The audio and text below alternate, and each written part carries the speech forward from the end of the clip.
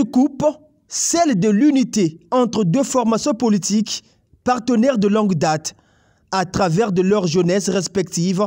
Le Parti congolais du travail et le Mouvement populaire de libération de l'Angola se sont retrouvés ce samedi pour une partie de football afin de commémorer la date du 4 février 1961. Cette date, elle marque le début de la lutte armée entre les nationalistes angolais et les impérialistes portugais.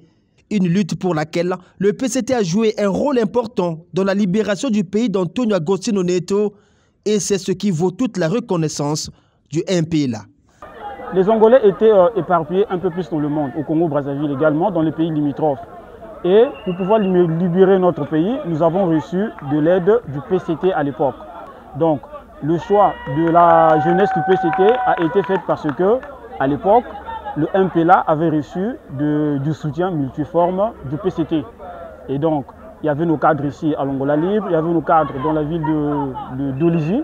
Et cette lutte, le Congo en général, ou les différentes villes que je venais de citer, avaient apporté un appui décisif pour pouvoir libérer notre pays le 11 novembre 1975. Honoré de la considération de la jeunesse du parti au pouvoir en Angola, Vadim Osdem-Bouba fait un trait d'union entre les deux branches juvéniles des deux partis au pouvoir au Congo et en Angola. Deux jeunesses, deux pays, mais avec les mêmes défis.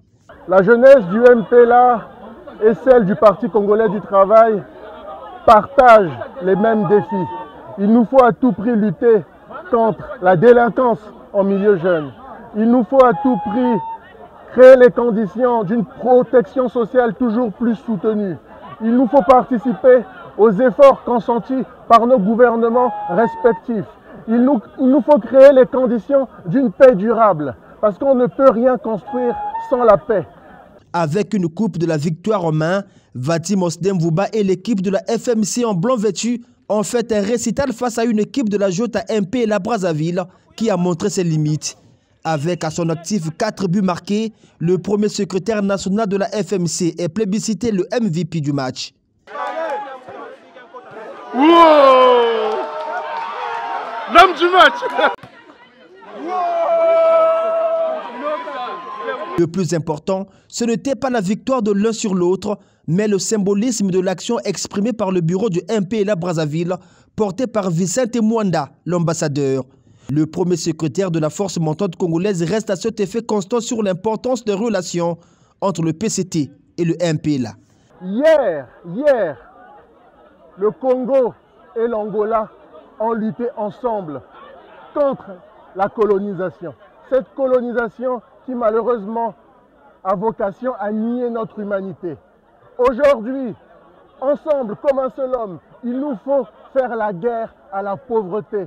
Cette lèpre sociale qui malheureusement déshumanise le capital social de nos deux pays. Et donc je tiens encore une fois à remercier les autorités compétentes angolaises pour avoir organisé cette rencontre qui finalement nous aura permis de célébrer la victoire et l'excellence congolaise. Encore une fois, merci à l'Angola.